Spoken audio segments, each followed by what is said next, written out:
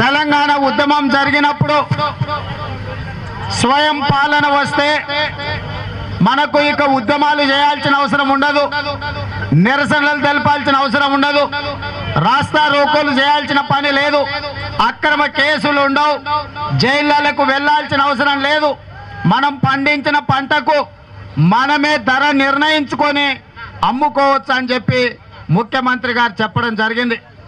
12-14 సంవత్సరాల ఉద్యమ కాలంలో పదే కేసీఆర్ గారు చెప్పడంతో నిజమే కాబోలు తెలంగాణ రాష్ట్రం వస్తే నిరసన తెలపాల్సిన పని లేదు, ధర్నాలు చేయాల్సిన పని లేదు, రాస్తా రోకోలకు వెళ్లాల్సిన పని లేదు. చంద్రశేఖరరావు గారు ముఖ్యమంత్రి అయితే ఎవరికి ఏం కష్టం ఉందో ఆయనే ఇంటికి వచ్చి అడిగి మన సమస్యలు పరిష్కరిస్తారని చెప్పి తెలంగాణ సమాజం అంతా వారికి పట్టం కట్టడం జరిగింది.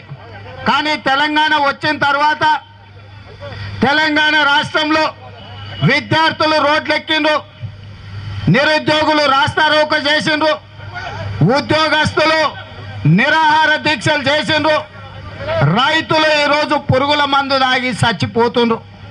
వచ్చిన తెలంగాణలో 3 సంవత్సరాలలో ఒక్కసారి ఆలోచన చేయండి, ఎవరైనా సంతోషంగా ఉన్నారా? 4 కోట్ల మందిలో ఒక్కరైనా తెలంగాణ రావడం వల్ల మేము సంతోషంగా ఉన్నాం, మా ఇంట్లో పండుగ వాతావరణం ఉందని చెప్పిందా? కానీ ఇవాళ 4 కోట్ల మంది ఎవరు సంతోషంగా లేరు. కేసీఆర్ గారి కుటుంబంలో ఆ 4 మాత్రమే సంతోషంగా ఉన్నారు, పండుగలు చేసుకుంటున్నారు, పొట్టేళ్లు కోసుకుంటున్నారు, దావతులు ఇచ్చుకుంటున్నారు, గడీలు నిర్మించుకుంటున్నారు. చంద్రశేఖరరావు గారిని ఆయనను గతంలో వాళ్ళ పార్టీ వాళ్ళు కూలీ నెంబర్ 1 అన్నారు. ఇవాళ రైతులను అడిగితే ఆయన కేడీ నెంబర్ 1 అని చెప్తున్నారు రైతులు. ఇవాళ కేడీ నెంబర్ 1కి ఖమ్మం జిల్లా రైతుల మిర్చి ఘాటు ఆయన కండ్లకు తగిలితే ఆ కండ్ల రిపేర్ కోసం ఢిల్లీ పోయొచ్చిన పరిస్థితులు ఈరోజు రాష్ట్రంలో ఉన్నాయి.